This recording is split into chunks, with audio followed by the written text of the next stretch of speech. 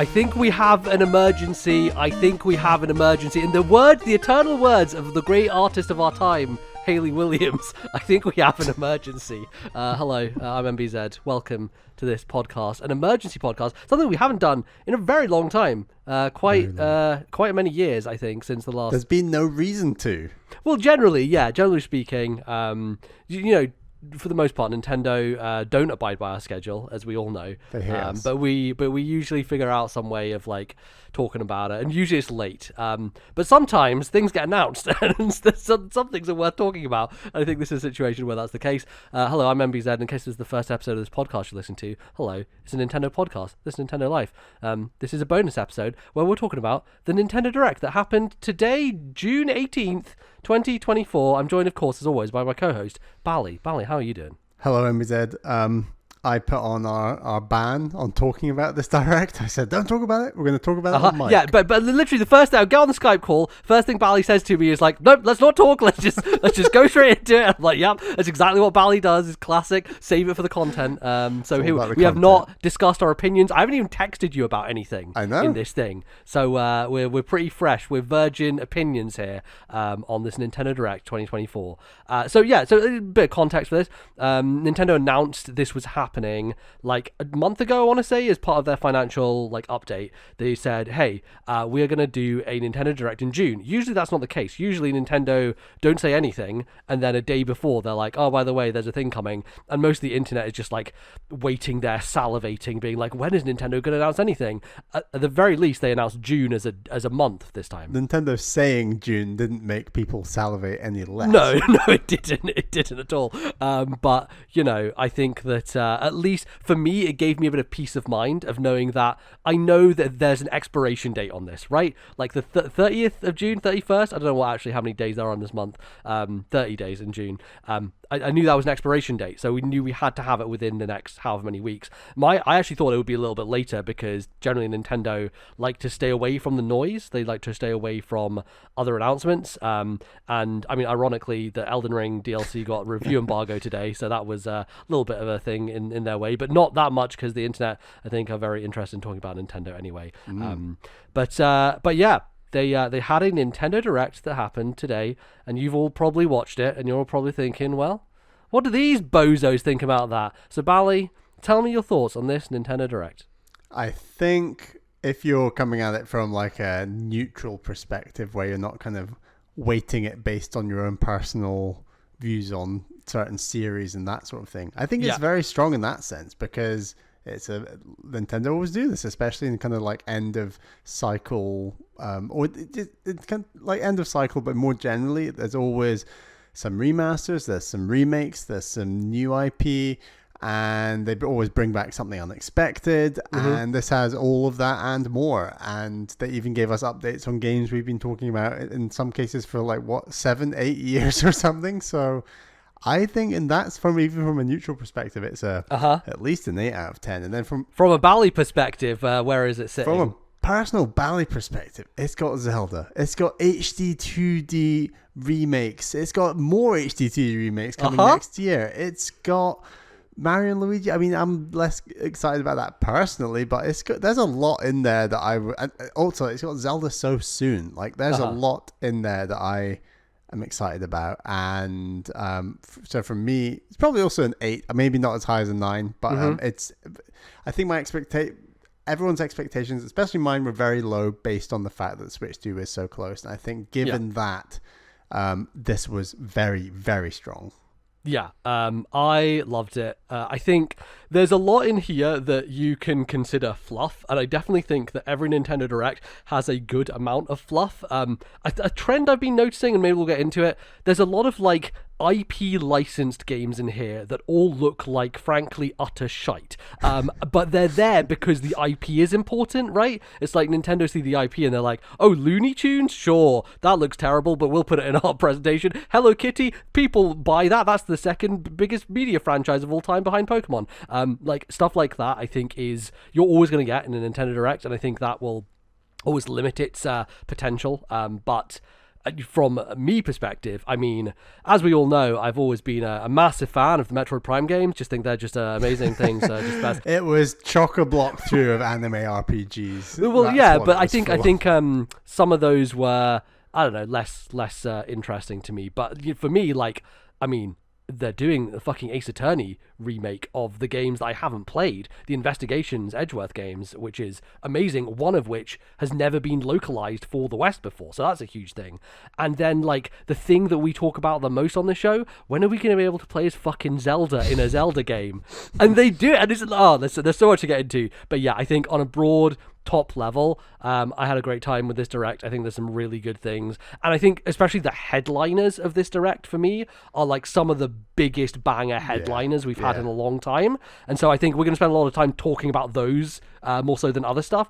But I think that's an exciting, like, it kind of reminds me of some of the peak Wii U Nintendo Directs where some of those headline bangers were like top tier, or early Switch stuff where it's like, wow, there's some really big things to talk about here, which is very exciting. So let's get into it. Bally, where do you want to start? What should we start with? I want to start with the announcement that I think is the most tailored to me. Okay. And I don't know if you'll be surprised by this. I actually think it was the Dragon Quest 3.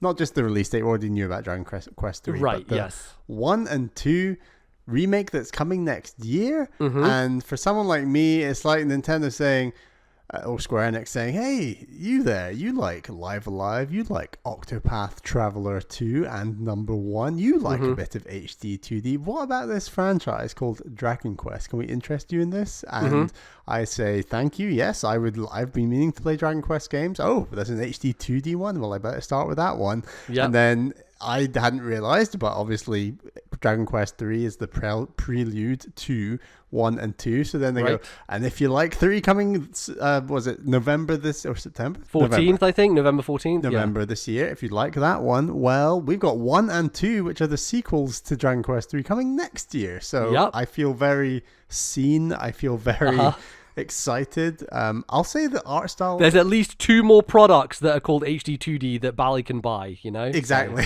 So. I'll say the art style maybe doesn't hit me quite as much as Octopath Traveler 2. I think that out of the HD 2D games that I've played so far went the furthest in terms of cinematics and kind of camera angles that you can do with that kind of art style. I think it had the leeway of being a brand new game, and so they didn't have to like adhere to anything. That as well, it gave them a bit more freedom. But also, it's great that it's coming out this year. I don't think that was always Destiny, to be honest. So I think that's nice that it's going to make out this year, and I'm excited. It does look very good. I would like to play that game. Yeah, I think it's one of those things that was being speculated on because Square Enix, I think like 3 weeks ago or something like that, maybe it was like a month ago, they tweeted about it was the Dragon Quest Day, which is I think like the end of May, and they were like, oh, to celebrate Dragon Quest Day, we're telling you that here's a new piece of art or something for Dragon Quest 3 HD 2D, but they didn't say Dragon Quest 3 in the thing. They just had the Dragon Quest logo and HD 2D, and so a lot of people were speculating, oh, does this mean they're going to do not just 3, but it's going to be 1 and 2 as well? And so it was an amazing reveal in this presentation where they did 3, they gave the release date, and then they just leave it for like half a beat, and the art stays on screen, and then slowly the music comes in of the original game, and you kind of pan back and you see the protagonist from 1 and 2, which was just a great, like, one more thing reveal of, hey, by the way, we're actually doing it. We're going to go back and we're going to do the first 2 games. And it's really interesting historically as well, because 1 and 2 have always kind of been paired together in a remake sense, because on the Game Boy, when you bought the cartridge for the remake, it was 1 plus 2 on the cartridge for Game Boy, and 3 was separate, which is really cool historically that they're doing the same thing again. And I think part of it is that the original Dragon Quest, Dragon Warrior, it's quite a short game comparatively. If we think about RPGs, you only play as one character. You don't have a party of characters. So it's a very different, it's a very early, obviously, one of the burgeoning kind of like examples of the genre, and so I think it makes sense that they would put 1 and 2 together. I think 2 is universally thought of as the worst game in the Dragon Quest series. It has a lot of things that make it a little rough to play, and I enjoyed my time with both those games on Game Boy. I think they're really good. I'm just really curious about like how many changes they've made with these games, with 3 especially. Is it just art style, or is there Yes. something a bit more ground up? Right. Is this a Link's Awakening situation where fundamentally the original game design is the same? Or is it something a bit more significant where they are making changes to... I've heard there's some new story stuff being put into this The original this game was Super Nintendo? The original game is NES for all NES, 3 of got these. Because like last The first episode... 3. Yes, exactly. Last episode, ironically, I talked about Dragon Quest IV just very recently, and Dragon Quest IV is also an NES game, right? So the first 4 games were on NES hardware, then 5 and 6 were on Super Nintendo, 7 was PS1, 8 was PS2, and you see it gets further and further down the line of like, games used to be made, you had 4 entries on one system, and then it just slows down as you go through time, because that's what happens, But 3 is universally thought of as one of the best in the series. It introduces job classes, so there's going to be an interesting job class system in this. And you've not played it yet? I have played like the first 3 hours of the Game Boy version of 3. But you're going to pick this one up then? Absolutely, yes. So the reason that happened is like I started it, and then I think as I was kind of playing a bit of it, Square Enix announced that 3 HD2D was going to be a thing. So I was like, well, I should just probably stop playing this and just wait for that instead. Because I think, and what I see here anyway, seems like it is going to be relatively faithful to the original when it comes down to it. And I don't know how deep the story is in 3. Like, I think it might be interesting, like, hearing your thoughts once you play through this, because those older RPGs, they were very light on story. It was very kind of like, oh, hey, you're in a world, you're fighting monsters, like, is there any interesting narrative stuff going on here? And I think 4 was the one that started pushing the boundaries. I don't know how far 3 goes. I just know that everyone loves 3. 3 is Japan's favorite game in the series. Usually on polls and stuff, everyone loves 3. 3 is the famous game that made news headlines in Japan for, like, a certain percentage of the entire population took work off the day that Dragon Quest 3 came out, and, like, people were just, like, all productivity just nosedived on that day in Japan historically because of the release of Dragon Quest 3. Could you imagine if JRPGs were that popular, like, in the UK? That would just be insane. Yeah, it'd be mad. But yeah, people obviously are big fans of this one in particular, and this is why this one's getting the treatment. And yes, it's interesting because I talked about already last time that 1, 2, and 3 have a connected story of some kind. It's not direct, but it's like they all take place in the same world, but like hundreds of years apart. So the original game is 3, and then how many hundred of years have passed and you play 1 and then 2. So it's going to be cool if you go through it in that order. I don't know if I'll pick up 1 and 2 just because I have played them, and I don't know how much different they will be, but it would be a fun thing to go through at some point potentially. But Nice. yeah, just thrilled to see this. Very excited that it is this year. November's a good time for it. I think it's a good holiday game. Do you think it's a handheld Switch game. exclusive? No, they've already announced it's coming to they other have? platforms. Yeah. Okay. So it will be 60 frames on everything else. It'll be 30 frames on Switch, which understandable. I get But why. it's handheld. Oh, Exactly. I think I'll go And Switch. also, it's the OLED screen for me is going to be such a big thing wow. with this. Like, I actually really love how it looks as well. Like, obviously it's not up to the kind of standards of what Octopath is doing with like the variety of like shots and stuff, but I think the color palette is so nice and bright. Like looking at those green fields and the characters walking across them, and seeing the way they've adapted like the look of the battle system. The battle screen in Dragon Quest has always been this thing of like you have your character like boxes and like choosing your moves on the bottom, and you only see the characters on screen like in front of you, kind of Earthbound-esque, right? In that same way, Earthbound does the same thing where it's just like just enemies in front of you on a screen, and that's kind of how this works. But it looks like they are also pulling back the camera a bit to show your characters attacking, which is not what the case would have been in those old games. So feels like it's modernizing it in a good way. Definitely a highlight of this presentation for me. I've been wanting news on this for a very long time, and it's great. It's gonna continue my journey through the Dragon Quest series, and yeah, maybe I'll be done with Dragon Quest. I'll definitely be done with Dragon Quest before I'm done with Final Fantasy, but maybe within the next year and a half I could be closing out my Dragon Quest, having played all of them. So there you go, Dragon Quest 3 HD 2D. All right, but let's get to something that I know people want us to talk about. Let's talk about everybody's favorite, my favorite, as you've all known for years and years. I've always said, ever since the beginning of the show, Metroid Prime, an amazing video game made by professionals. It's just very good. Bali, how did you feel about the reveal that we were actually going to see a character moving in a world in Metroid Prime 4? Subtitle Beyond. Metroid Prime 4 Beyond. Yeah, Beyond. I was more hyped about seeing it than I think the actual reveal was interesting. Yes. Controversial, but I thought the game looked really nice. It was nice to see some sort of pseudo in-game play actual footage, but and then they kind of reveal, what is it, like a big bad? I don't recognize that big bad. Maybe I've not played enough Metroid Prime 3 to know that. So yes, we can talk about that. So Sylux is a character from Metroid Prime Hunters, one of the hunters from Metroid Prime Hunters, Sylux. I think they are big bad in 3, to be honest. Yes, and if you get to the end of 3, the cutscene, the secret cutscene, I think at the end of 3 is a Sylux tease of some kind, right, because Sylux is involved in the story of 3, I believe. So probably good idea to go and play 3 at some point, I think. Yeah, definitely. And I'm still confident 2 and 3 will be ported in some fashion ahead of this game coming out. But, I think there's a good shot of it happening, yeah. I think visually it looks stunning. Like, it's like, wow. I mean, I know Remastered came out, last year, but this looks like it's got an extra sheen on it. And yeah, I'm excited. I want to see more. I want to know structurally how this is different or the same as the rest in the trilogy. And I think I'm still confident this is coming out post-launch window Switch 2. Like, I think this is potentially end of 2025. And I do think this will be the last game, or at least the last mainline Nintendo game on the Nintendo Switch. I'm hyped.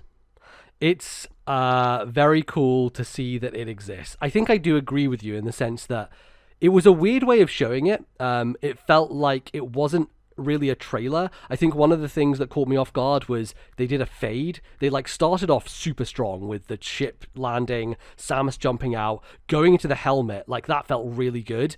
And then she starts walking, and then they just suddenly fade into combat. And then it's just a little bit more. This feels like this is going to be the opening of the game, right? This feels like the pirate frigate, is it, at the start of Prime 1, where you kind of land on that ship and then you fight stuff and things start exploding. Frigate Orpheon, I think it's called, or something. Frigate Orpheon, that's it, yes. So you fight through Frigate Orpheon, you have an escape sequence from there, and then you land on the planet, right? And yeah, that's the bit that hit me the hardest in this trailer, was actually the part where it says 2025 and you're on this lush, wet planet that looks like Talon 4. It's probably not 100%. Talon 4, but it's that's kind of, because as much as I like the opening of Metroid Prime, that moment that you're exploring in by yourself on Talon 4, that's where the game really hits you. And it's where it clicks into place, really. Yeah. Yeah.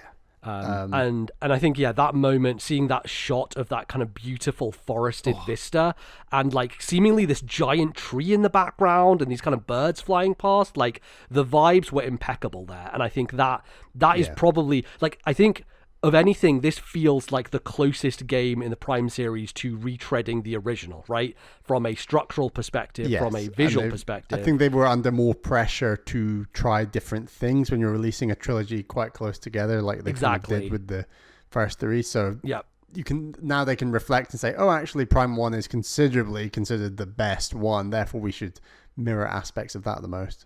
Yeah, I think so. And I like that feeling that it's going to be all right, I'm going to do this opening mission with all these space pirates. Sylux is going to show up with 2 Metroids at his side for some reason, which is interesting. And then you're going to go on your ship and land on a planet, probably chasing after him or doing something along those lines. And then that's when the real adventure begins. And you can almost imagine, what are the environments going to be? Where are we going to go? Are they bringing the map back? The kind of your favorite webbed kind of map that they have I think that will be back, yes. Yeah.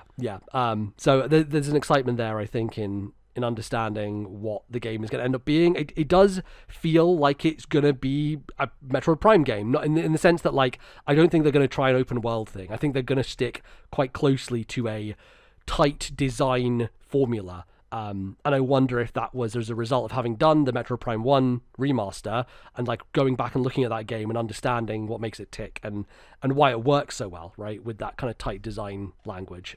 So I have a lot of high expectations for this now. I think that it showed well, but I think I'm waiting for that next trailer, which is the one where you really get excited about it, where they really show the possibilities and new things that are going to be in there, new environments. I think that's going to be the thing that excites me. And but you're right. Like it was just a weird way of showing it. Yeah. It's just I think it's more of a confidence thing of like, hey, this is what you remember it's going to be. Yeah, and it does exist. It exists, right? And it's like, we're going to show you shooting space pirates. Oh, you have a charge beam and you have missiles. Oh, also, you can do the morph ball again. Yeah. And very, very importantly, scan visor, right? One of the first things they show is, we're going to scan a thing and you're going to scan visor. And I think this was designed very much like to be, don't worry, Metroid Prime fans, you're safe. It's like a little tick box. Exactly. You're safe. We're doing what you want us to do, even if it wasn't maybe the most exciting gameplay or stuff like happening. I think there'll be some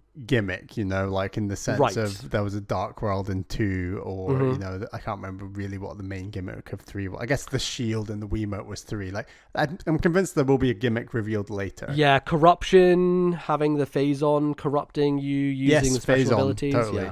Yeah. I also think like Metroid Prime is generally quite a hard game to trailer, where I think trailers people think trailers need action, and that's what whoever made this trailer thought. So therefore you had to see like Samus fighting, but really the highlight of Metroid Prime is kind of this, the solitude, the moments by yourself exploring, like I was saying on Talon 4, and I think that aspects may be harder to convey in like a 90-second trailer. Yeah, I think so. How do you feel about it visually? Do you think it's holding up? And what do you think about this? Some potential Switch 2 kind of like launching on it simultaneously as a thing, but because it's going to be on Switch, I think that much is evident. This looks like a Switch I game. said, I'm still convinced it won't launch with the Switch 2. Like, I think it's going to miss that first window where they're just going to want to be shouting about Mario Kart. Right, but do you think it's going to be a cross-gen title in that when it does release, it will be on Switch and Switch 2 simultaneously? Yes, I think previously I'd said it's not going to make Switch 1, and I do think it is making Switch 1. Yeah. I think the fact they showed it here as a Switch 1 game suggests yes, it's going to be on the system they're showing it on, right? Like I said, visually it looks really good. I don't think mechanically we've seen anything that's that interesting, but it looks like a very shiny Metroid Prime game, and so it should, because it's been a damn long time. So it does look good. Yeah, for me, it's around the level of what Prime Remastered was, which is kind of the bar, is what you're expecting. And I think looking that level of good while also having a bit more going on with like explosions in the background, big lasers and kind of space things happening, feels like they're pushing it a little bit more. And I was looking at some screenshots that had been coming out, and it's looking pretty crisp. And it also seemed like it was running pretty well also. And one of the great things about that Prime Remaster is it runs at 60 the whole way through, right? Like, it's a smooth experience. And so if they maintain this visual fidelity with a smooth frame rate on original Switch hardware, I can only imagine how good this thing is going to look on a successor system, right? And obviously both of us will play it on the next system. We're not going to play the Switch version, are we? Right?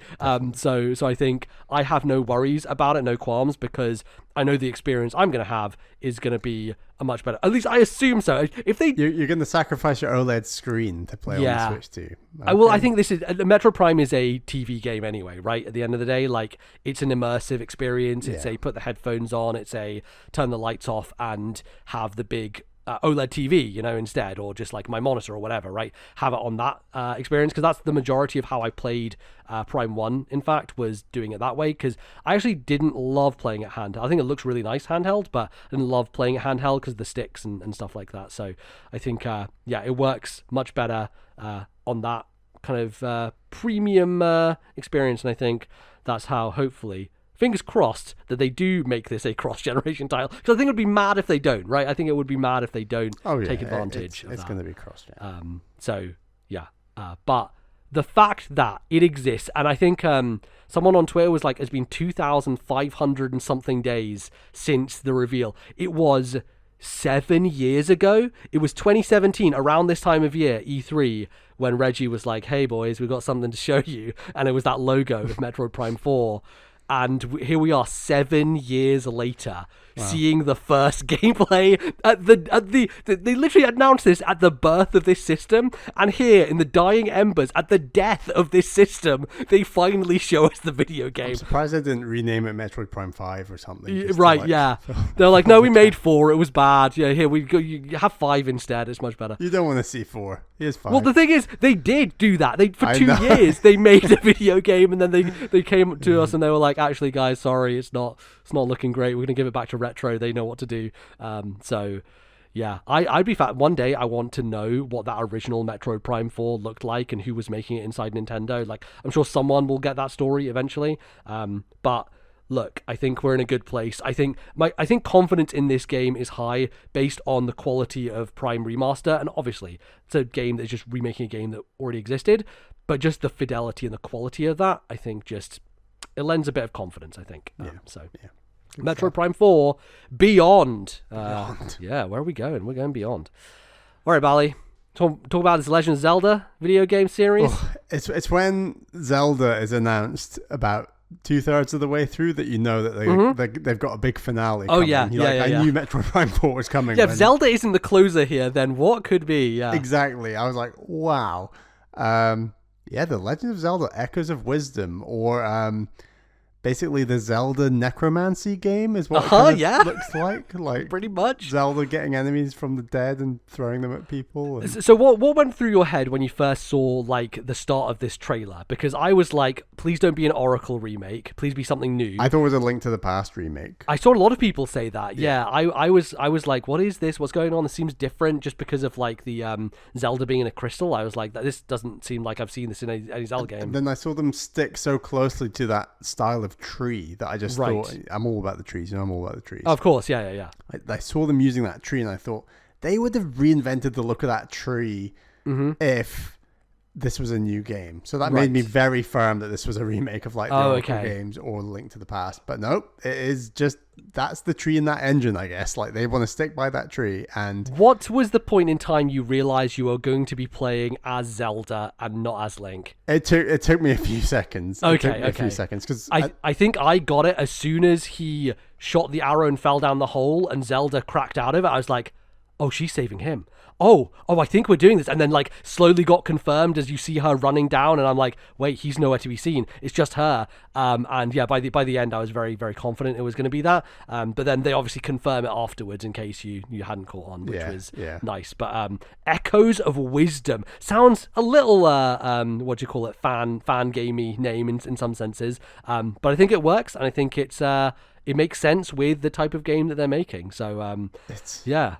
What do you think of this thing? This thing is wild and like super interesting in so many ways. Because I always had in the back of my mind, like, what are they going to do with the 2D games after Breath of the Wild and Tears of the Kingdom that just have the most bananas mechanics you've ever seen in any video game, let alone an open world 3D video game. So like, I am really surprised by the whole Echoes mechanic, because initially when I first saw it, I was like, oh, really? She can't wield a sword because she's a woman? Is that what this is about? Yeah. Like, I was like, she'd better do something pretty damn cool if she's not going to be wielding a sword right now. And then I kind of just thought, okay, well, that's the cool mechanic that she can do, where she can basically capture things and just get them out again in any given moment. But I'm sure when you're not doing that puzzle or that style of combat, that she'll just have her like wand or staff, and that'll beat people a bit like a sword, and that'll be cool. But then she never did that. It was only the spawning of things, the necromancy, the craziness. And I think that's what is the most bold about this mechanic is, if you'd said this announcement to someone, I think people would come away and say the boldest thing about this game is that it's a playable Zelda. But I actually think the boldest thing about this game is that mechanic where you are essentially not swinging a sword and you are doing everything but, and that is just wild to me. Right, you're coming up with creative ways to fight enemies, and unlike in Breath of the Wild or Tears of the Kingdom, where you do have weapons, you have no weapons as an option here. And so, yes, you spawn a rock and then use that to block and then also use that to attack an enemy, but then you can also capture enemies themselves and set them on other enemies. That's insane, it's such a cool idea. How do you scroll through all these different options easily and things like that? There's so many questions I have. And this game is coming out like September 14th? It's 26th, I think, yeah. 26th, it's crazy soon. So, like, I'm very curious. Can you believe we're getting a fucking Astrobot 3D platformer and a new 2D Zelda in the same month? I know, like, 2024 was trucking along doing okay, but it's just, like, skyrocketed for our interest. Oh, yeah, 100%. Yeah, I'm really interested because it seems like this mechanic is so versatile and you can do so many things with it. Like, to what degree are you expanding that toolkit at all? Like, are you getting upgrades for the wand? Like, traditional Zelda, right? You go and you get new weapons, new items to unlock new things, do new things. And is the upgrade string here that you're just unlocking new things to copy and then use the echoes of in the world? Like, I wonder if there are other items you find or other things that are going to enhance this, or if it is just such a doubling down on this mechanic that you just use this for every single thing in the game. Like, I feel like this is going to lead to some really creative, like, boss fights, dungeons, like, loads of things. And it's really curious because it feels like they are taking inspiration from what they've been doing in the 3D games. Like, there's a hint of Tears of the Kingdom in this, of like, oh, she got up onto that castle by stacking 3 beds on top of each other and a table. Like, it's essentially what you're doing in Tears of the Kingdom, of like just gluing stuff together, except now you're just taking the souls of objects and just making them appear in the world as platforming objects. Another important thing, is this the first 2D Zelda where you've had a jump button? Oh, you saw a jump? I missed that. I guess. So here's the thing, right? I thought, like, oh, maybe when she goes on top of things, it automatically jumps her up. But there's one point in the trailer, very crucial, when she gets up to the wall that she can't get on top of, and they show the whole thing where they put the tables down to get over the high wall. When she's walking towards that wall, she jumps twice of her own accord, which means... Well, I think that there's, like, in, which game is it? The Oracle games and Link's Awakening, you've got that, like... That's an item, though, right? It's That's an item. It's an item. Yeah. Right. So I think this is the first 2D Zelda where you have a dedicated jump button. And I think that has to be the case because of the function of these puzzles and the way that you are stacking things on top of each other. Like, if you're making that a core mechanic, then you have to have a jump button in order to do that. I was just like, oh, that's really weird, strangely, for a Zelda game. Not in this era, because the 3D games have had a jump since Breath of the Wild, right? Breath of the Wild and Tears of the Kingdom both have that, and it's a core part of their design. But having it in a 2D Zelda, I was like, oh, that is actually weirdly innovative for Nintendo, which is quite strange. But yeah, like, there's a lot of interesting stuff going on here. To me, it looked like, and a lot of people have said online, that this is the same world as A Link to the Past. When she looks over the kind of the world at the end, the kind of end of the trailer where the title drop is, it looks like those areas are the Link to the Past world. But looking at a lot of the spaces she traverses, it does seem a little bit different. So I wonder if this is a kind of remixed version of the Link to the Past world. Is there a chance that, correct me if I'm wrong, in Link to the Past, she is like spends most of the game in the Dark World? I think so. I can't remember much of Link to the Past. Is this what she's been doing in the Dark World while Link is in the overworld? I see. Is it a mirror of that or some craziness? And then yeah. Also, what is the final boss going to be like if you're like conjuring tables and enemies? And and then I guess it kind of, my biggest fear is that with Tears of the Kingdom, when they showed all the abilities and you're sticking like a bat's eyeball to an arrow and it homes in and everyone goes, oh my God, that's insane. Right. And then you realize that there's maybe a select few items that have genuinely bespoke actions from them, whereas most of them, it's all about the power upgrade of your weapons. Or some elemental thing. Yeah. Right?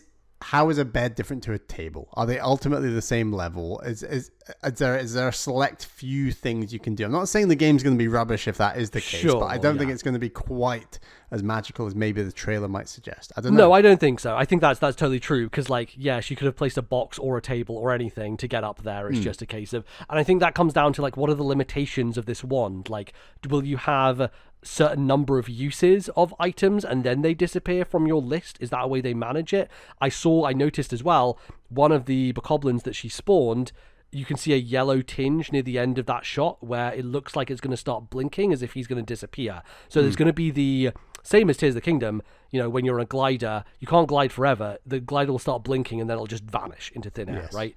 I think there's that mechanic that's going to be a part of it where things will not last forever. And so you have a bit of a timing element with it as well. But the question is, like, can you just infinitely make boxes, right? Like, it seemed like when she was making the Tower of Water, which was very cool, a very kind of DK, what do you call it? The fucking bongos platformer. Anyway, you know what I'm talking about. Jungle Beat.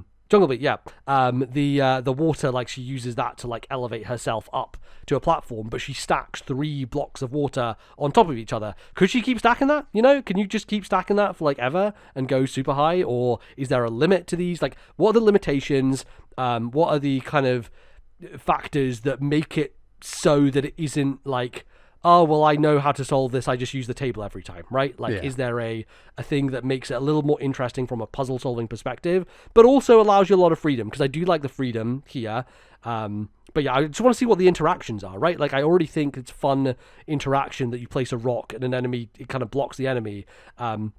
Like, what else is there? Can you place down that water block and drown the enemy in it? Like, are there things like that, those kind of systemsy interactions that will potentially happen given this system? I don't know. I'm excited to see. But man, Zelda, like a brand new Zelda game a year after Tears of the Kingdom is not what anyone had on the cards. Like, no, certainly not. Like, the year after a mainline Zelda is like Remake City. Like, that's what we're getting. And Bally, if we're talking about truly original 2D Zelda games, right? Yes. Obviously, Link Between Worlds came out in 2013, right? Which is over a decade ago. But if we're talking about truly original Zeldas, they don't reuse a space, seemingly, just as long as this isn't. Just the trees and the art style. It's since fucking Minish Cap, right? Like, I know. 2002, 3? Yeah, something like that. Yeah. Which is crazy, and you're not even playing as Link. You're playing as Zelda in this one. Yeah. So the stat could continue saying, what's the original 2D Zelda where you play as Link? Yeah, and where you play as Link, yeah. Yeah, you're still waiting. Yeah, I think it's a fascinating, like, idea. It's also super interesting that, like, this year we get a Princess Peach-focused game and a Princess Zelda-focused game. Like, Nintendo finally, like, letting their women do things for once, which is very nice.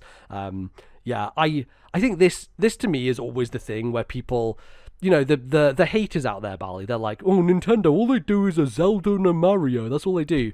But, like, the thing that I love about Nintendo is this game could be a whole new IP, right? Because it's so different, it's so its own thing, but they take those new ideas and they just infuse them into the games they have, right? And so they take this brand new weird idea and they're like, oh, let's put Zelda in this thing, or let's have this idea for Zelda that's a thing that we could make a new IP, but we make it this. And I think that's why their franchise is so enduring and why people keep coming back for them, because it's always something refreshing and different. And Echoes of Wisdom, it definitely feels that way, it just has that energy. I also think, like, 2D Zelda is a great thing to end the console cycle on, in the sense that, and you can extrapolate this across the Direct, where there's not actually anything in this Direct driving graphics other than arguably Metroid Prime 4, and we've agreed that that's going to be on Nintendo Switch too. So, like, it's a good time to just pump out the games that don't require the high fidelity and all these sorts of things, and let's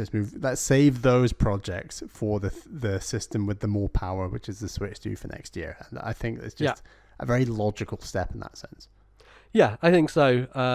And I was looking at some of that footage and I was like, this looks like it's going to have the same frame rate issues that Link's Awakening did. Like, I know what you mean.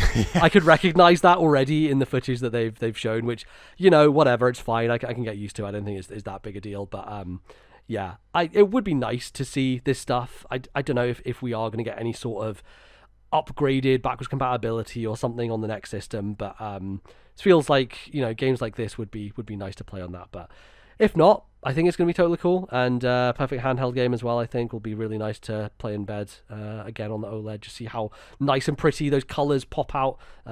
It's delightful. And I think the nice thing about this is, like, yes, they are reusing that engine and that Link's Awakening style. I wonder who's working on this. Like, is this an internal Zelda project? Is Grezzo helping at all on it, or anything like that? I imagine they at least helped if everyone was Yes. working on Tears of the Kingdom. I don't know. Right. I think they probably had some hand in it, given that the original game, or the Link's Awakening remake, and that style was done by them. And this is pretty much exactly that style, right? You can't make a game in a year. No. This game, is definitely this has definitely been worked on, I think, for at least a couple of years, right? Like it will have happened concurrently with Tears of the Kingdom development, and they probably kickstarted it maybe halfway through or something along those lines, I would guess. Yeah. So, but yeah, I mean, look, I think just a more kind of broad view on this is like, we are at the very end of the life of the system, and somehow Nintendo are pulling out directs like this with a new Metroid, new Zelda, new Mario RPG. Like, I think that we have the three horsemen, right? There's a Mario, there's a Zelda, and a Metroid, and we usually get these in different flavors. And Kirby and Yoshi are nowhere to be seen. No, yeah, exactly. So I think it's cool because you always get them in different flavors, and I think we had some really interesting flavors this time, which was great. So. Yeah, I mean, I'm super stoked. Instantly one of my most anticipated games of the year, alongside Astro Bot. Like I said, that month is going to be jam-packed. I'm glad that we have enough buffer there to like 100% Astro Bot in like 3 weeks and then go on to Zelda. All 80 levels, wow, okay. Yeah, I'm going to 100% the shit out of that game, hell yeah. So yeah, I'm super excited. I think it's also really nice because like, this podcast started with us talking about a 2D Zelda, a new 2D Zelda, and it's taken this long, over 10 years of this podcast, for us to have an episode where we're going to talk about a new 2D Zelda game. It's really exciting. There was a hooded lady at the start of the Dragon Quest 3 trailer, and I thought that was Hilda, and we were getting A Link's Between Worlds, like another one. Yeah. Yeah, that would have is a little bit of a portent there for what eventually happened. So, yeah, it's super exciting. All right, I think the next big one to talk about is Mario and Luigi Brothership. It's not a word. Not a word, but they made it one. I think this is interesting for a few reasons. Number one, Alpha Dream, the developer who made the Mario and Luigi games, went bankrupt like 3 years ago, right? It was a news story. Alpha Dream went under. They don't exist as an entity anymore. And I think for me, that spelled the end of Mario and Luigi, right? I was like, well... Alpha Nightmare. Absolutely. Bally's Fancy Critic team for years has been named after them. And I think that I was just on the impression, well, they're not going to do it again, especially because they recently did Mario RPG. They just released Paper Mario Thousand Year Door, and it seemed like Nintendo were primed. They can't work out their favorite child. No, they can't. And it seemed like they were primed to be like, okay, we're going to do another Mario RPG game. What flavor is it going to be? And in the space of a year, we're going to have gotten all three tentpole Mario RPG series, 2 remakes, and 1 brand new game. So Mario and Luigi Brothership, a brand new Mario and Luigi game, seemingly not made by Alpha Dream because they don't exist. Who's it made by? I guess we're going to have to wait until a journalist finishes it and looks at the credits and tells us, because Nintendo won't fucking do that these days for some goddamn reason. And yeah, I'm really interested because to me, this feels like a bit of a breath of fresh air. I like the Mario and Luigi games. I played Partners in Time on DS a long time ago. Really enjoyed it. I thought it was good fun. And then I played Dream Team Bros, as it's called in Europe, on the 3DS, with one of the worst art styles, I'm going to say, in Nintendo history. Like, I hate how those Mario and Luigi games look on the 3DS. They are just so ugly. And that game is one of the most bloated, elongated for no reason, just slow. Wasn't it like 45 hours or something nuts? Yeah, it was like 40 hours, which is like, for a Mario RPG game, that is so pushing the envelope. I did not like Dream Team Bros a lot, and I think it had a lot of problems. And then after that, they just did remakes, really. They did a remake of Superstar Saga, they did a crossover with Paper Mario, with Paper Jam, and they did a Bowser's Inside Story. There were 4 Mario and Luigi games on 3DS, which is mad when you think about it. And I don't think any of them sold very well, which kind of resulted in Alpha Dream going under. But this, to me, really felt like, okay, we're back, we're doing something fresh visually, it looks so much nicer, and like there's a bouncy quality to it. Like, looking at the attacks they do, they're like stretching and warping in fun ways. Like, I think this might be a solid Mario and Luigi game that might be the one to break the curse and bring the series back. Which is crazy. It's crazy we're getting a third RPG in the space of a year. Yeah, what are your thoughts on this, Bally? Do you have any interest in kind of diving into Mario and Luigi? Yeah, I think if you told me before this direct, oh yeah, they're going to reveal Mario and Luigi Brothership. It's going to come out like this. I think it's November. It's November, yes. I mean, like, I would have been like, yeah, sure, I'll give that a try. But if you then told me, oh yeah, and also there's a new 2D Zelda coming out this year. Oh, and also Dragon Quest 3 is making it out this year. So I would have been a bit like, oh well, now it's harder to fit into my playing schedule. Yeah, sure. In theory, but what do you think about it, like play it. visually, and like, does it pique your interest in any way? Yeah, like I would like to try Mario and Luigi game at some point, and there's no reason why I shouldn't try the most modern one. I think the art style does look nice. I think it was Matt Lorgan on Discord was saying it's quite a nice 3D representation of the 2D games. It's a similar art style, but kind of represented in 3D, and I kind of agree. I think that I do like, and having played games like Sea of Stars this year, and obviously I played the original Paper Mario on N64, I do like the kind of timing-based battle system. Like that is something I enjoy. So in that sense, I think I would maybe rather play Mario RPG Remake first, just because there's something so nostalgic and quirky about that this game doesn't share. I think you're also more drawn to Super Nintendo RPGs generally, right? So... Yeah, there's a bunch that I like, and yeah, it'd be a nice one again to get off my roster. Plus, we've agreed to do it for Backlog Club, so we're going to yeah, that's definitely going to happen. Yeah, going to do that. But I think this is a strong open to this direct. When the direct opened with this game, I thought, wow, like we are getting new games at the end of the Switch One. Like this is a big deal. People who are like, oh, I thought this direct was meh, don't know what the dying days of the Wii U were like. Like, oh god, it was not only weren't there games, there was nothing else. It wasn't like the Wii U was successful in terms of all the indies coming to the Wii U at the end of the life cycle, that kind of thing. So we had the 3DS at least to kind of like get us through, but aside from that, we had 3DS. We had games like Samus Returns, which was very nice. But yeah, I think it shows that like Nintendo have really got their dominoes in order, and they are falling at a very nice rate for them right up until the Switch 2. And leading the direct with this is a real sign of strength. Yeah, like the fact that it isn't another remake, that it is a brand new. I was very convinced they were about to say remake, but then it looked newer, and I thought, well, they would be remaking it from a 2D game into a 3D, so I guess that's a big step. But then I was like, oh no, it's actually a new game, and a new word.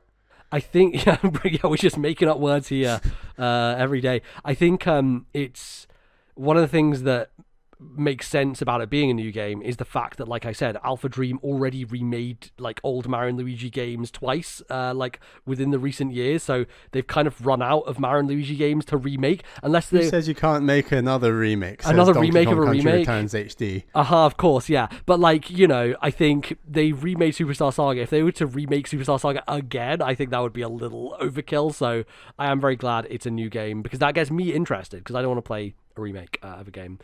So yeah, that is really cool, and yeah, I would like to play it at some point. Again, I want to play all three of these: Mario RPG, Thousand Year Door, and this. I think I do as well. And so I think the problem is like they're all quite similar in terms of being RPGs, Mario RPGs. So I would have to space them out a bit and just decide what I want to focus on and which one I want to play first and all that sort of stuff. But eventually, I would like to get to all of them. So we could do a Backlog Club trilogy. Sure, let's just do them all. Just one a year, next 3 years. Yeah, that's what we do. And yeah, I think... I don't know what this means for the future of Mario RPGs. The fact that Nintendo are giving all of these to us in such a short space of time. They're just seeing which one sells best, and they're going to make a new one of that. I think so. That might be the case, right? It's like just have them all battle it out, duke it out in a battle royale to see which is the surviving RPG, and then do a sequel to one of those. So, but again, they're not the kind of game you want to start or even come in the middle of a life cycle of the Switch 2. Hence, that's why I guess they're doing this experiment now. They'll start development next couple of years, and that game will come out in the latter half of the Switch 2, I would guess. I think so. Pretty sensible stuff. I think it makes a lot of sense. It's a great end-of-life game. A new end-of-life game, which is really, really cool. So, satisfying fans all over the world. All right, Bali, is there anything here other than those? I think those are the kind of the big games covered. Anything else that stood out to you from this presentation? I think this is maybe the weakest part of this direct, is that I'm not personally that keen on a lot of this middle ground stuff. Like when I saw Donkey Kong, I was like, wow. And then obviously it was a remake of Returns, right? Yeah. a remake of Donkey Kong Country Returns, which I think is great that it's on the platform. I'm glad that people haven't played that, because I guess the 3DS remake was what, 2014-ish? Yeah, it was a while ago. The original was 2010, 2011. You played the 3DS version, right? I played the 3DS one, yeah. Yeah. It's a great game. Definitely play that.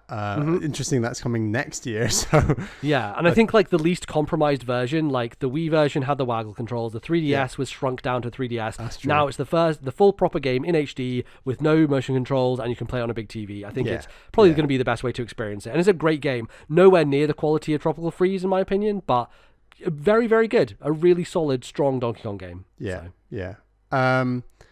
It's nice to see Super Mario Party back. I don't think I will personally be playing it, but that Mario Party did actually look quite impressive for a Mario Party. It was doing some new stuff, right? Yeah. It felt like, there was a lot there, and like I said, my playing schedule this year has just become a lot more crammed, and Mario Party definitely doesn't fit there. Well, like, we haven't played a Mario Party in like a decade, right? I think the circumstances for playing Mario Party is that you have a group of friends who come over to your house and play it, and it's just not the way that things are for most people. That's true, but also the Mario Party sounds like it's quite a lot more online than it used to be, which is useful. True, yeah. So I'm sure we'll try one at some point, but maybe not at the same time as Nintendo releasing JRPGs and Zelda We need games. a group of people, that's the thing. You need to get a group of people together to play it. At least 4 people, right, for a Mario Party to really be kicking off. But I did like that they had like a different mode here that seemed like not a battle royale necessarily, but it's like, go online and play 30-person something.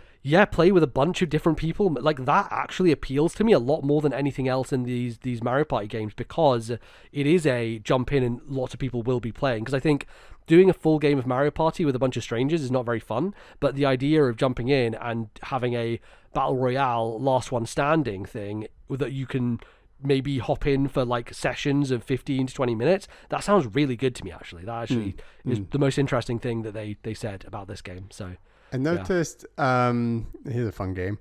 I noticed the team behind Danganronpa have a new game. They do, yes. And out of all these game names, I don't even know which one it is. I'll tell you. Because it's bolded.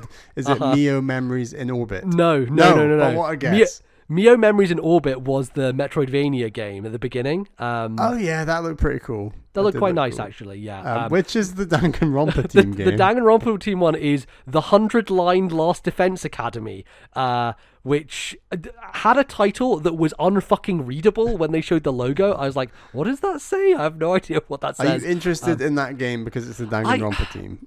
Well, here's the thing. I think that there's been this thing that's happened in the last 3 or 4 years where 2Q Games, who is a combination of Kodaka, who works on Danganronpa, but also fucking Uchikoshi, who does the Zero Escape series.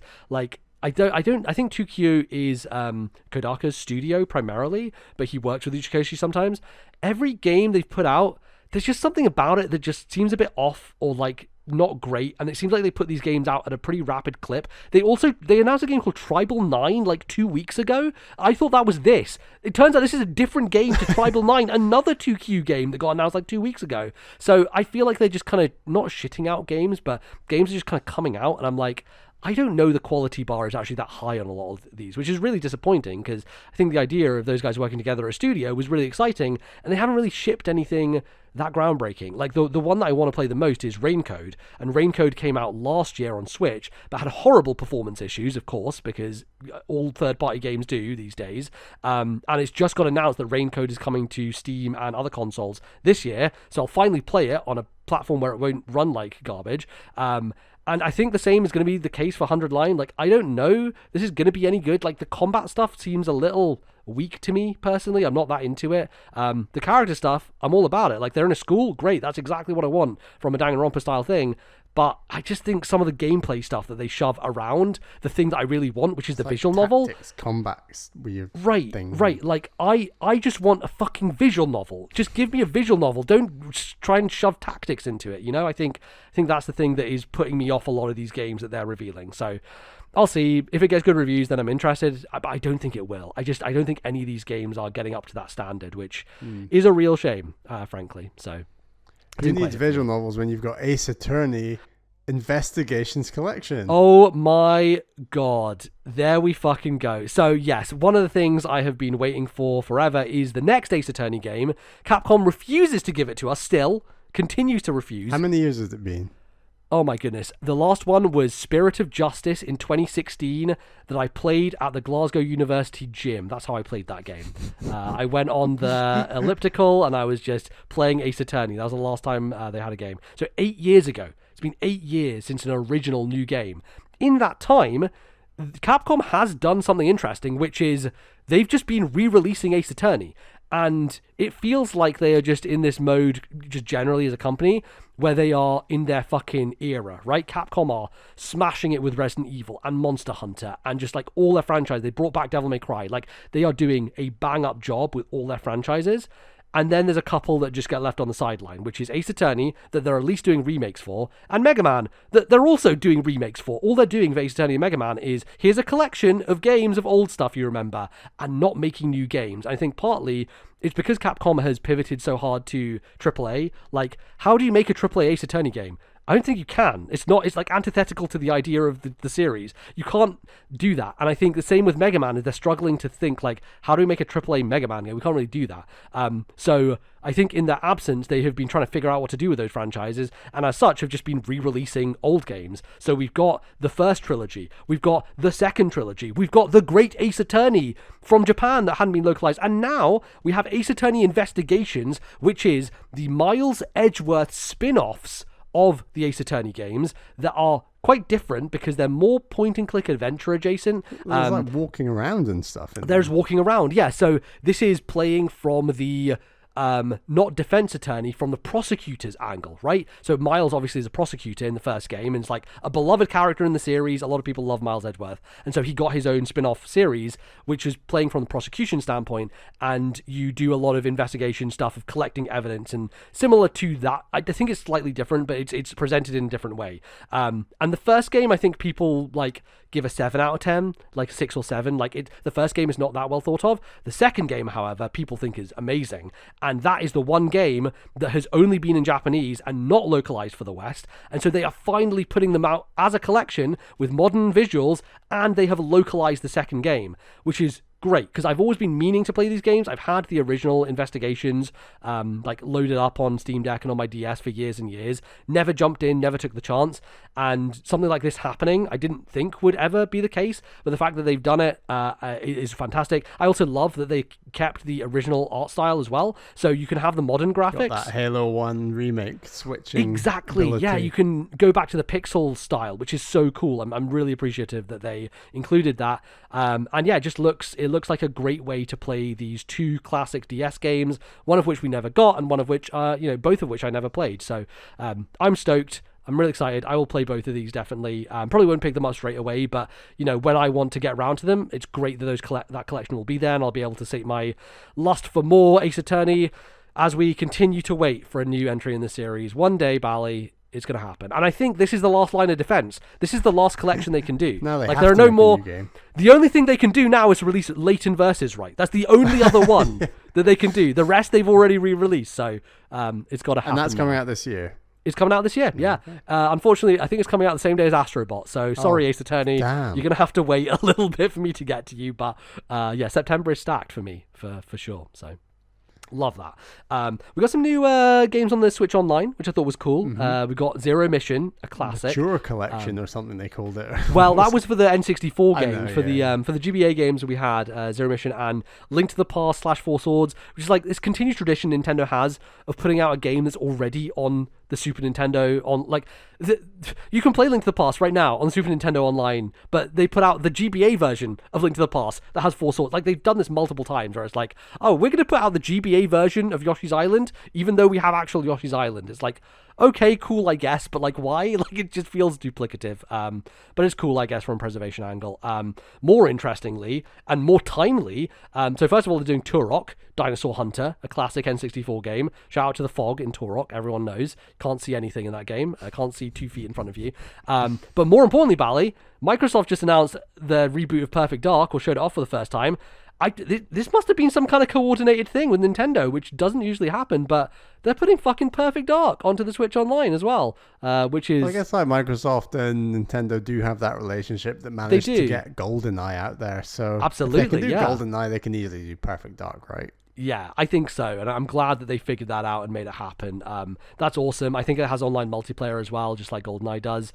I never played Perfect Dark. I don't know a huge amount about it. I just know that it was a better campaign, I think a lot of people said, than GoldenEye. And it has like lots of gadgets and stuff. I'm kind of curious about checking it out. Not playing the whole thing necessarily, but checking out Perfect Dark on this online service and seeing how it feels. So that's great. I'm glad that they are getting those, and those are all out today. They're all out, so you can play them, which is fantastic.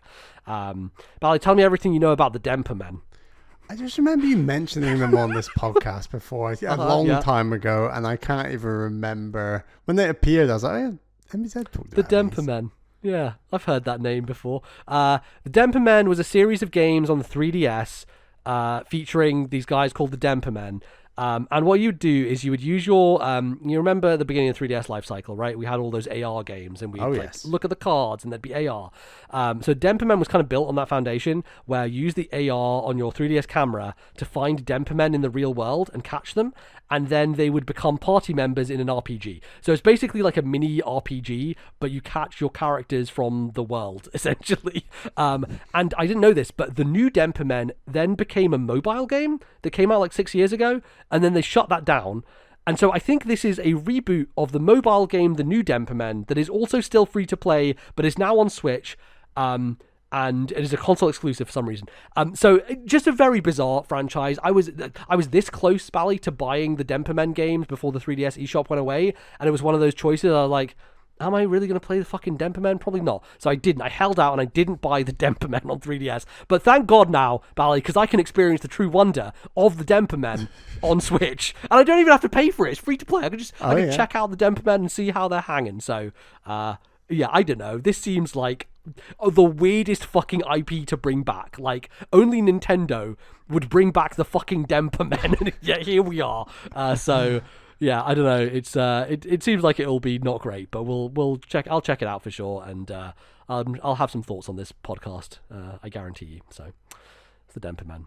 And the last one that stood out to me was that the one that we talked about briefly, Mio, Memories in Orbit, which was the kind of Metroidvania, the indie game that's being published by Focus Interactive.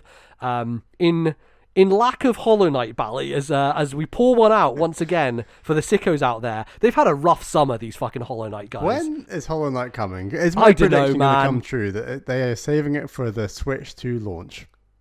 Potentially. It would make a big splash. Maybe the Switch 2 reveal event, that might be fun. That could be a hot spot for it. But before we go down that Hollow Knight hole, what do you think of this Mio game? I think it looked nice. It was a nice looking art style for a Metroidvania.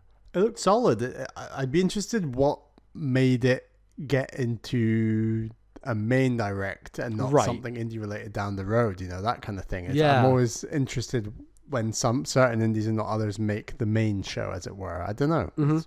It does look good. It is weird. I could have seen it in the other one. Yeah, totally. I don't know what the decision making is there. I think there are some indies in here, but most of the indies that show up are known quantities. So Stray, for example, is coming to Switch, which is cool. Yes. And Darkest Dungeon 2 is coming to Switch, which is cool. And there's an Among Us update. I think big indie games usually get like an update spotlight, or like, oh, this game was big on another platform, it's coming to Switch, we'll give it the time of day. It's rare that you get a brand new indie that no one's ever heard of that comes to a mainline Nintendo Direct. Right. So maybe it was just like a lineup filler, and they're like, oh, we should have an indie game in here, a new one, just to show that we care or something. I don't know. I really don't know what the decision making is on that and why it happened, but it did. So it's cool. Yeah, I think I like the look of it, and we'll see if it's any good. But yeah, I'm glad that something like that showed up, because I think it was needed, frankly, to punctuate just the melange of licensed IP bullshit. And I think this is the thing that I really have to level at Nintendo, is so many of their showcases, they show off games that that Nintendo themselves knows that these games are just pieces of shit, right? That Looney Tunes game looked like trash. Farmagia? Like, what the fuck? Like, none of these things look very good. I think it speaks to why the eShop looks in the horrendous mess that it does. Right, because Nintendo's attitude is, hey, it keeps third parties happy, they get a bit of money, we get a bit of money, we all shake hands, we all go home. I think that's the thing. It's a relationship thing for Nintendo of Yeah. like, well, Funko are making a game. Funko Fusion may be the worst looking thing I have ever seen in any presentation of video games in the history. Okay, that's not true because the fucking mobile ad from this year's SGF was the worst thing I've ever seen. But Funko Fusion not only is it a Funko thing, the visuals on this thing are so grubby looking. It is the roughest looking game I've seen in a long time. It looks like just creatively bankrupt, like nothing interesting about this at all. It is one of the worst things I've ever seen. And Nintendo were like, oh yeah, we'll show that. Like they said yes. They're like, yeah, this is a good idea. But it's because the Funko people are the Funko people. And you're not going to say no to the Funko people. So yeah, I think that's my biggest point of contention with this Direct is like, oh, here's Fairy Tale, the anime game, and oh, here's the Lord of the Rings, Tales of the Shire, and I don't know, like it's the equivalent of Jeff doing his mobile game thing at the end. Kind they of, got to pay but the like- bills. They're still a big company that needs to. but nobody pays to like get into a Nintendo Direct. I guess it's just like a relationship thing more than anything, isn't it? Yeah. Which I totally get. There were a couple of other cool things. They showed a bit more of that NES Edition World Championships thing, which I feel like more and more we're realizing, like Bally, that our opinion is the right one, which is that NES games are old. We're just not NES people. Well, yeah, but no, I don't think anyone else cares about NES games anymore. But back Yeah. when we were first starting this podcast, and especially like when we were growing up reading games magazines and listening to podcasts, right? Yeah. I feel like the audience, or like the people we listened to were people who grew up in that generation. And the further and further... People we listened to back then are now dinosaurs, like in the Uh-huh, industry. yes. Like Exactly, we exactly. were very young then, and it was unusual, I guess, that we weren't that into the NES, and it was before our time. And people hearing us with that opinion who are older than us would have been like, "Whoa, that's weird." And now the times have moved on. We're 10 years on into this podcast, and like at least a generation and a half, and it makes a big difference with people's attitudes to things like that because. When was the original NES remix? It was over a decade. Oh, it was like ago it was like 2014 or something. I want to say, yeah. ish. Yeah, you're right. So it's a damn long time ago, and I don't think the NES was even quite that big then. Well, it's hard to tell because it was on the Wii U, and that's not a great system to judge anything by. But I agree with you. I think people are not over the NES, but like I don't think it's quite as rose-tinted glasses as it was a while ago. I don't think Nintendo's audience care about the NES anymore. Like, there's a shrinkingly small number of people who care, and I really think that's going to do this game dirty. I don't think it's going to do very well, because the only people who care about this are old men. Like, frankly, like 40-year-olds are the people who will buy this game. I just don't think young people care about NES games anymore, which is, from a historical perspective, maybe a shame, but I get it. I totally get it. So, yeah, that makes sense. Time waits for no one. It does not, in fact, yes. I think, again, like, the fact that Lego Horizon was coming to Switch was a weird thing, but the fact that it then shows up in a Nintendo Direct, I think we're just through the looking glass at this point. That was just, it's just a moment you sit there and you're like, wow, this is Sony IP, and they're showing it in a Nintendo Direct. Yeah. I think for a Lego game, it looks pretty good. Like, It looks really good. It's a pretty game. Like, There were some great impressions coming out of it from Summer Game Fest. I heard a lot of people talking positively about it, and it feels different from regular Lego games. Like, I might be interested in this at some point. I think to the uneducated who's not played a Lego game in a very long time, it looks like one and the same, but hearing from people who really know about Lego games and saying, actually, this is doing something different is really exciting. Yeah, absolutely. Last two things I want to touch on. Everyone should go watch Maximilian Dude's reaction to Marvel vs. Capcom coming back, which has been a big thing in the fighting game community for years and years. I love watching his reaction. Like, I don't care that much about fighting games. I'm trying to get into them more, but I will watch any reaction that Max has to fighting game stuff because it is just joyous. That man is like so passionate about that stuff, and it's really good. And his reactions to... How many games were in that collection? That's quite a lot. But like the big one, Bally, is Marvel vs. Capcom, which is like a fighting game kind of community favorite, has been like unavailable to purchase. They took it off the Xbox like years ago because of the falling out between Marvel and Capcom.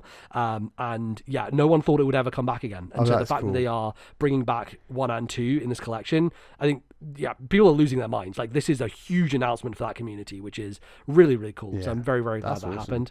And Fantasian is finally coming from mobile to a console platform. Fantasian is the game from Hironobu Sakaguchi, the creator, the father of Final Fantasy.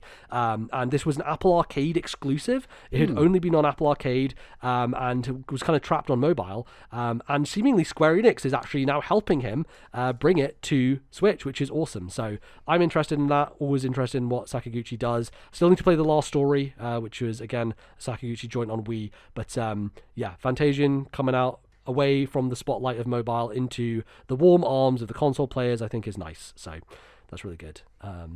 Yeah, and that's pretty much it. For some reason, they're adding basketball to Switch Sports Bally. Yeah, I was just going to say, I mean, you say for some reason, but we were just talking about Nintendo franchises in our most recent show. We were, yes, yeah.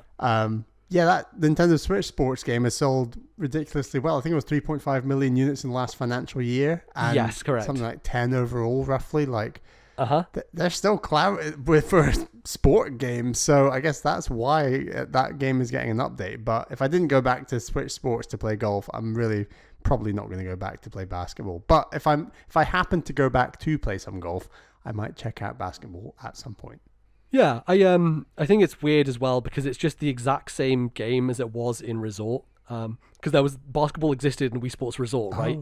Forgot about that. So it's basically the same thing. So it's very weird that this update is one new sport and it's free and it's just like kind of dropping randomly in the summer. Like, I don't know what they're doing there, but I guess, hey, they need to have some variety in their announcements. So they're like, we made this. Here you go, have it, I guess. So there you go. Well, that's it. That's the Nintendo Direct, Spally. Yeah, overall, a really fun one. I think just some big, good announcements, some juicy things to get excited for.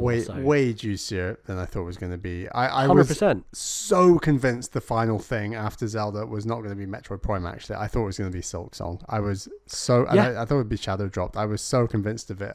So I was very shocked to actually see Metroid Prime 4. But yeah, I'm shocked overall at Silk Song. I'm also shocked how strong this Direct was. Yeah. Without it. Like, I think... Right, and like I think the two things people were hoping for was number one, Silk Song, which everyone hopes for at every presentation, but it felt like there was some stuff in the air that maybe suggested, but wasn't the case. And the other one was, I mean, Nintendo was sitting on a remake of Fire Emblem 4 that they've been sitting on for seemingly years. Everyone was like, Genealogy, it's time for Genealogy to reveal itself. Right. They still haven't done that, which I think... Maybe that means that's coming next year on the successor. Maybe that means that's going to be announced in some other Direct later in this year. No idea. But like that game, I'm pretty sure exists. Also, continue to get 0 Zelda remakes. It just never happens. I was just going to say, if someone had told you right out the big four that have been floating around for the last bajillion Directs. So you got Silk Song, Metroid Prime 4, Zelda remakes, and Fire Emblem remakes. And someone said to you, oh yeah, in this summer Direct, you're going to get one of those. Yeah. No one's putting their money on Metroid Prime 4 out of those 4 games. Nobody. Absolutely nobody. It's insane that that's what was shown and not Zelda remakes, and that we get a new Zelda game. And instead, no Fire Emblem. Very it's like strange. the best timeline possible. Like the fact that I did a tweet the other day that did some numbers, which was like people were, I think it was Kit and Krista put up a thing of like, if you could only have one of these announcements in the Nintendo Direct, which one would it be? And it was a picture of Mega Man, Metro Prime 4, there was something else, and it was Zelda remakes. And I was like, if you motherfuckers are choosing Zelda remakes, I don't ever want to talk to you again. And the fact that we didn't get them and we got a new 2D Zelda instead, I feel so validated. I feel very validated. So yeah, that was very exciting. Yeah, I had a great time with this one. I think it's always a good sign of a Nintendo Direct if my immediate reaction afterwards is to go and look up reactions to all these announcements. Right. And like this Direct has at least 3 or 4 announcements that I want to see people react to. So you've been taking the pulse of the internet. What's the internet saying about this Direct? I think overall pretty strong. Yeah, I think generally pretty solid. I think the big announcements are breaking through with people. I think there's still like people who think that's similar to what we were saying. There's a lot of fluff in there, which is totally understandable. But yeah, I think this one is delivered. I think Jason Schreier was like, once again, Nintendo come in and win E3. Like it's one of those things where they just kind of sit in the shadows and then suddenly they strike. And yeah, and like they are. This was such a quiet... I mean, we were saying it was a really quiet year for Sony and Nintendo, and Sony pulled out Astro Bot and Nintendo pulled out Zelda and, like, I guess Dragon Quest is Square Enix, but, like, that Nintendo have done well. They've done very well, yeah. So exciting times ahead. I'm sure we'll be talking about all these games later in the year when they come out. But until then, thank you very much for listening. I won't do all the usual outro stuff because we just did a podcast. But hey, if this is your first episode, you can listen to us. Go listen to episode 276. Go listen to our last episode. We're going to get really bad numbers on that episode now because this one's just going to come out and just fucking just dump all over it. Well, thank you, Nintendo. Thank you. Yeah, thanks, Nintendo. Appreciate it. But yes, go check out our other stuff. We're on the internet. We're cool. And we talk about Nintendo a lot. Thanks, everybody. We'll be back with you with a regular episode in a couple of weeks' time. And until then, see you soon. Bye-bye, folks.